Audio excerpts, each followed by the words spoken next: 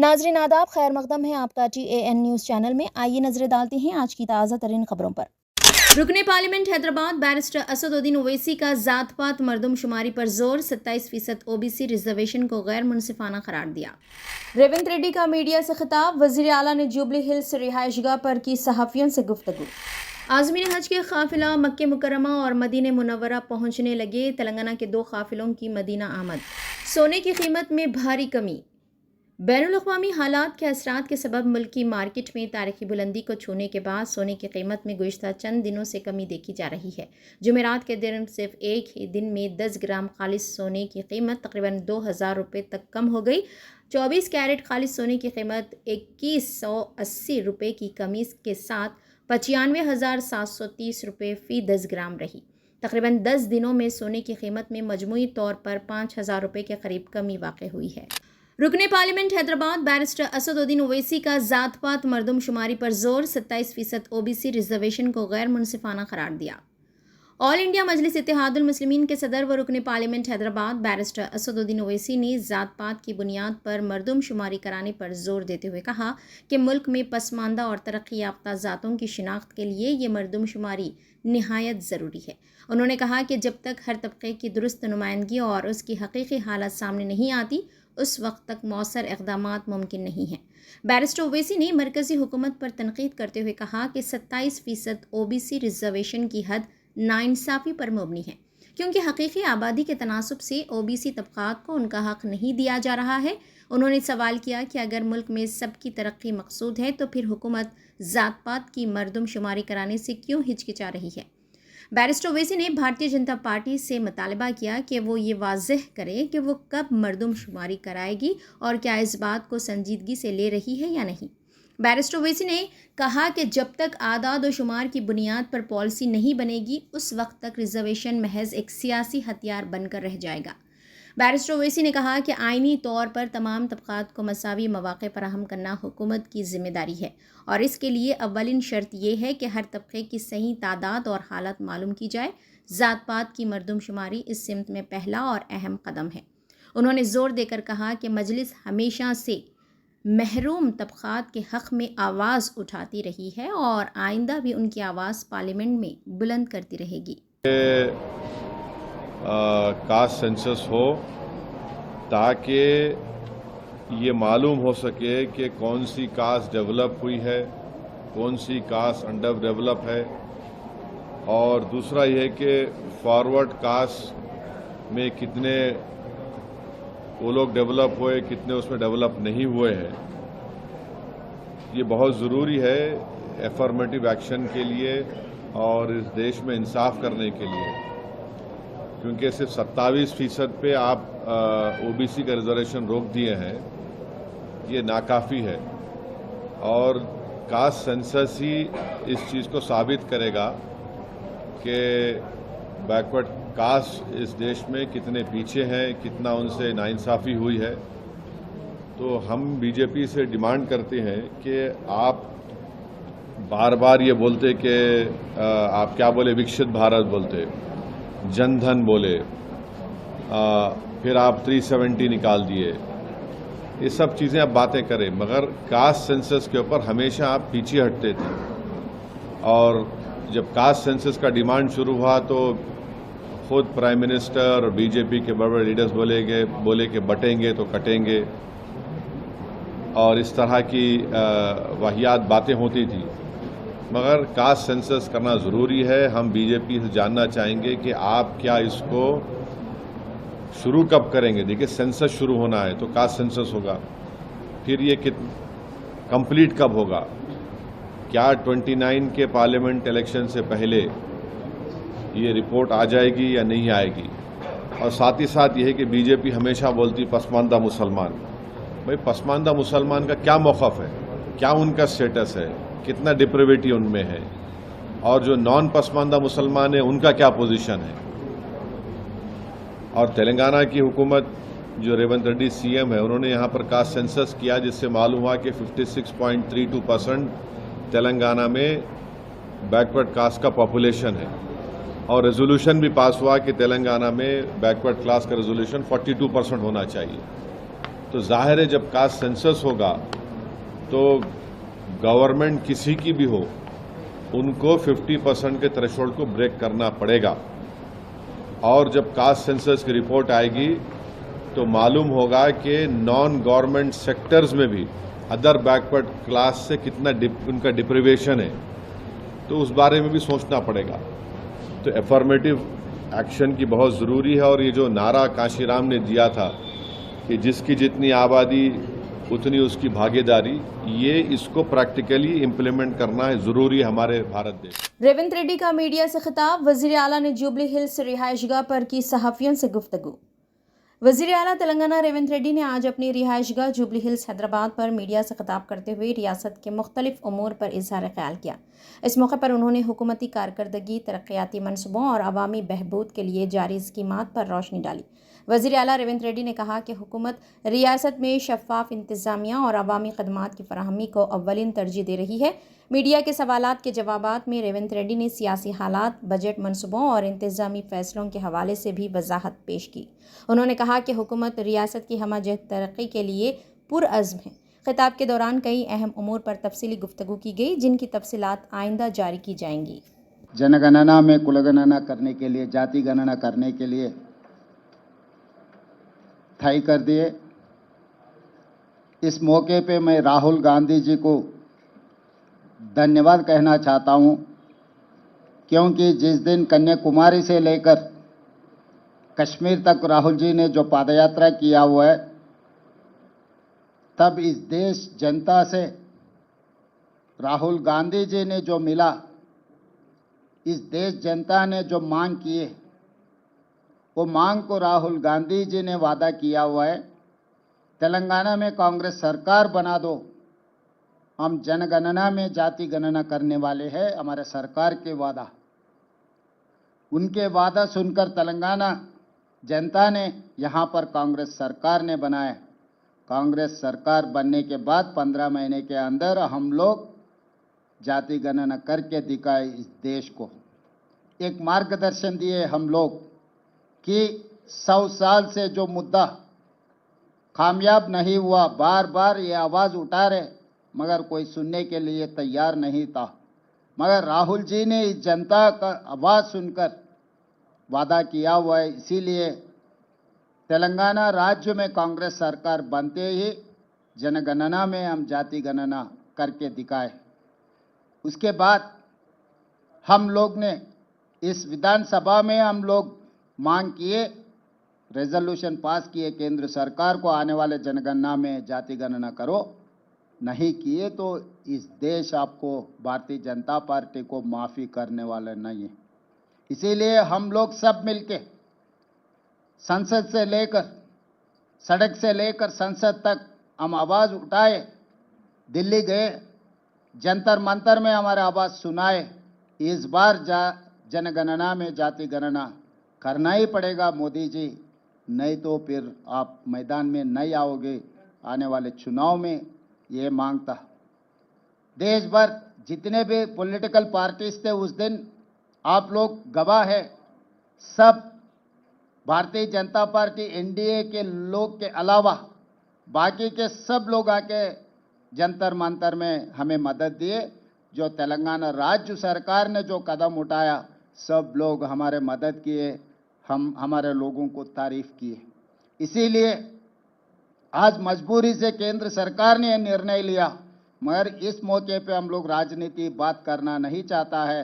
नरेंद्र मोदी जी के नेतृत्व में केंद्र सरकार ने अब जनगणना में जाति गणना करने के लिए जो तय किए, जो निर्णय लिए, हम लोग अभिनंदन करना चाहता है केंद्र सरकार को, नरेंद्र मोदी जी को धन्यवाद कहते हुए कुछ सुझाव है, हमारा एक्सपीरियंस है, हम लोग कुछ सीख लिए। केंद्र सरकार को हम सुझाव दे रहे हैं, आप सचमुच इस जनगणना में जाति गणना करना है तो यूनियन कैबिनेट का एक ग्रुप ऑफ मिनिस्टर्स का एक कमेटी बनवा दो, उसके आगे एक एक्सपर्ट्स कमेटी बना दो। एक्सपर्ट्स कमेटी में आपके ऑफिसरों को भी उसमें शामिल करो।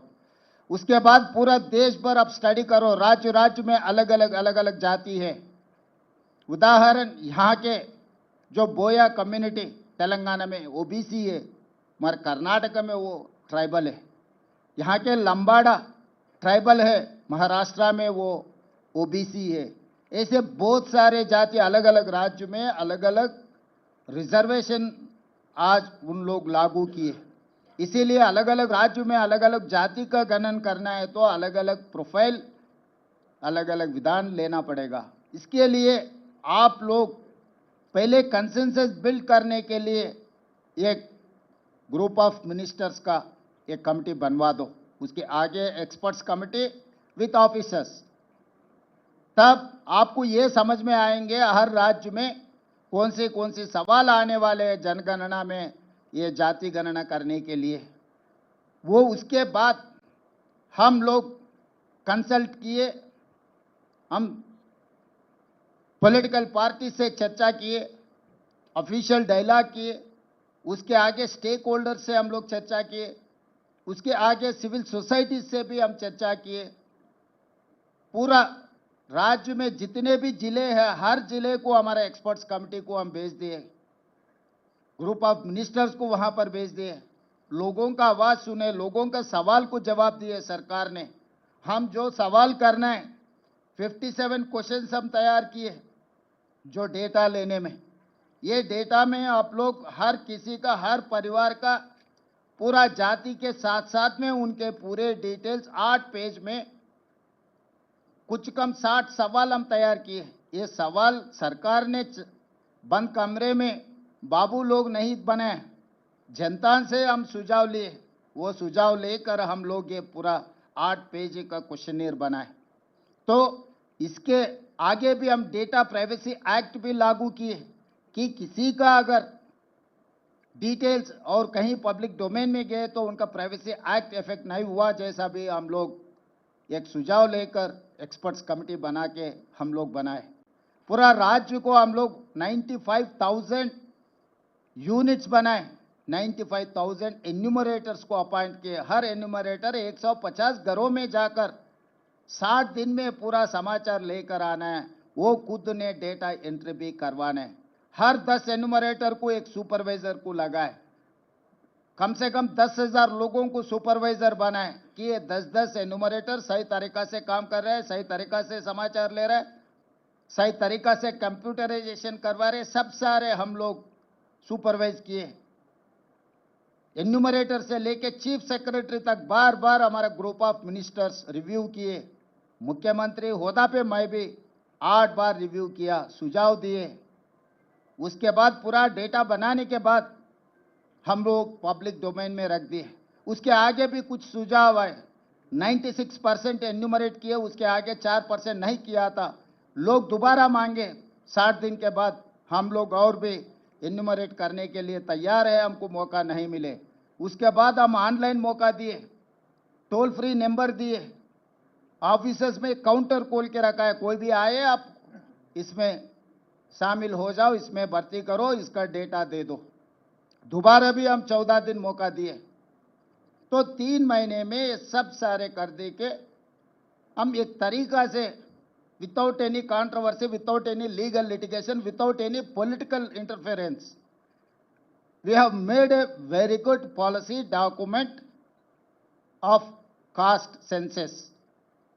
आज इस देश में तेलंगाना मॉडल हर किसी के लिए काम पे आ जाएंगे।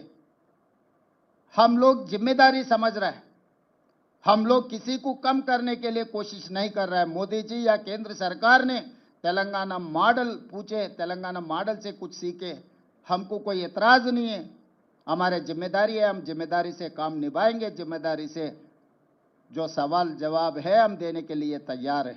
इसीलिए आज केंद्र सरकार को और नरेंद्र मोदी जी को मेरा एक ही सुझाव है, अगर सचमुच जनगणना में आप जाति गणना करना है तो पहले ग्रुप ऑफ मिनिस्टर्स को अपॉइंट करो, उसके आगे एक्सपर्ट्स कमेटी बना दो। ये group of ministers and experts committee हर राज्य में जाकर राज्य सरकार से संवादन कर दे के उन लोगों का सुझाव भी ले लो। उसके आगे स्टेक होल्डर्स का भी आप पूरा देश भर आप मीटिंग लगवा दो। उसके आगे सिविल सोसाइटी से भी आप इंटरेक्शन का काम कर दो। ये सब होने के बाद टर्म्स ऑफ रेफरेंस, आप क्या पूछना चाह रहे, कौन सी तरीका से काम करना चाह रहे, कब तक आप पूरी करना है? हमारा पहले डिमांड अब कब शुरू करने वाले, कब तक खत्म करने वाले? पहले ये तो इस देश को बोलने का जिम्मेदारी आपके ऊपर है मोदी जी। और रहा सवालों का, क्योंकि ऐसे ही जनरल इंफॉर्मेशन आप लेके कर दिए तो इससे कोई फायदा नहीं है, आगे जाति के लिए कोई फायदा भी नहीं है। राहुल गांधी जी ने ये साफ कहा, this is an society x ray. एक आदमी का अगर दवाखाना को गए तो एक्सरे किए तो जितने भी उनके प्रॉब्लम्स आइडेंटिफाई हो सकता है, समाज में जितना भी प्रॉब्लम्स है ये जनगणना में जाति गणना करने की वजह से एक्सरे मिलेगा। एक्सरे मिले तो आप इसका ट्रीटमेंट इलाज कर सकता है। इसीलिए केंद्र सरकार को हम ये गिनती करना चाहता है कि आप हमारे एक्सपीरियंस से आप कुछ सीखने के लिए कोशिश करो। एक एक्सपर्ट कमेटी को आप यहाँ भेज दो। हमारे पूरा सरकार के सिस्टम पूरा खड़ा होकर केंद्र सरकार को मदद करने के लिए हम राजी है, क्योंकि इस देश में जो 90% एससी, एसटी, बीसी माइनॉरिटीज है, उनके वेलफेयर के लिए, उनके डेवलपमेंट के लिए राज्य सरकार और केंद्र सरकार मिलजुल के काम करने का वक्त आए। आज वो सवाल पूछ रहा है, सवाल कर रहा है राज्य और केंद्र सरकारों को। इन लोगों को भरोसा देने का जिम्मेदारी प्रधानमंत्री होते हुए आपके ऊपर, तेलंगाना मुख्यमंत्री, मेरा ऊपर बहुत बड़ा जिम्मेदारी है। ये जिम्मेदारी निभाने के लिए हम तैयार हैं, हम राजी हैं। यहाँ पर कोई राजनीति करने का इरादा हम लोगों को नहीं है। हम लोग केंद्र सरकार को मदद करने के लिए, साथ मिलकर काम करने के लिए हम तैयार हैं।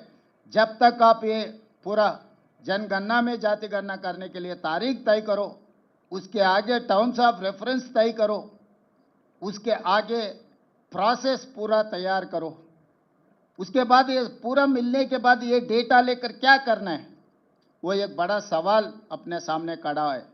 इसीलिए हम लोग एक्सपर्ट्स को, जस्टिस सुदर्शन रेड्डी, कंचे अय्यलैया, प्रोफेसर शांता सिन्हा से एक कमेटी डाले, ये पूरा डेटा देके हम लोग क्या मदद कर सकता है इन लोगों को, हर जाति के लिए हम क्या कर सकता है। All these are experts in the society, they have rich experience. उनके एक्सपीरियंस से हम सुझाव लेके सरकार आगे बजट में, एम्प्लॉयमेंट में, एजुकेशन में, हर जगह में उन लोगों का हक देने के लिए हम लोग कोशिश कर रहा है। इसीलिए आज केंद्र सरकार को धन्यवाद कहते हुए आगे जो रास्ता खोलना है, आगे जो सवाल अपने सामने खड़ा होने का मौका है, ये सवालों को जवाब हमारा एक्सपीरियंस से आप ले लो। हम लोग केंद्र सरकार के साथ मिलकर काम करने के लिए हम तैयार हैं। आज़मीन हज के काफिला मक्के मुकर्रमा और मदीने मुनव्वरा पहुंचने लगे। तेलंगाना के 2 काफिलों की मदीना आमद। हज सीज़न 2025 का बाकायदा आगाज़ 21 ज़िलक़िदा से हो गया। मक्के मुकर्रमा पहुंचने वाले आज़मीन हज के काफ़िले मस्जिदुल हरम में उम्रा अदा कर रहे हैं और मदीने मुनव्वरा आने वाले आज़मीन ने मस्जिद नबवी में हाज़िरी दी। रियासत तेलंगाना के 2 काफ़िले मदीने मुनव्वरा पहुंचे। हज़ब साबिक़ पहले मदीना पहुंचने वाले काफ़िले तकमील ज़ियारा के हज अदा करेंगे और अदायगी हज वहीं से वतन लौटेंगे। इस साल सऊदी हुकूमत की जानिब से 21 ज़िलक़िदा मुताबिक 29 अप्रैल से ही परमिट के बगैर मक्के मुकर्रमा जाने पर पाबंदी आयद कर दी है। आज़मीन हज की आमद के मौके पर मस्जिदुल हरम में बहुत कम तादाद में आज़मीन ने इंतहाई आराम व सुकून से उम्रा अदा किया। वज़ारत दाखिला की जानिब से मक्का परमिट की पाबंदी पर सख्ती से अमल दरामद किया जा रहा है। शहर मुक़द्दस की हुदूद में वाक़े चेक पोस्टों पर सिक्योरिटी एहलकार मक्का परमिट के बगैर किसी को जाने नहीं देते। मक्का परमिट का मकसद बैरून मुल्क से आने वाले आज़मीन हज को सहूलत फराहम करना है ताकि वो आराम से अपना ज़्यादा से ज़्यादा वक्त मस्जिदुल हरम में गुजार सकें और शहर में इज्तिहाम भी ना हो। सऊदी वज़ारत दाखिला ने बैरून ममालिक से उम्रा वीज़े पर आने वालों को सख्ती से हिदायत की थी कि वो 29 अप्रैल तक अपने मुल्कों को रवाना हो जाएं। यूसुफ एंड बाजार वेडिंग मॉल, आपके लिए, आपके अपनों के लिए, आपके चाहने वालों के लिए। जी हाँ, वेडिंग शरारा, खड़ा दुपट्टा, गरारा, पर्ची sharara, palazzo, gown, long frock, silk saris, suits and fancy saris, Pakistani suits, readymade suits, stitching facilities के साथ। अरे भाई, मौका चाहे शादी ब्याह का हो या फिर ईद त्योहार का, आपका अपना यूसुफ एंड बाजार वेडिंग मॉल अब न्यू लोकेशन पर, नामपल्ली बाजार घाट रोड, हैदराबाद। मोबाइल 9493150786।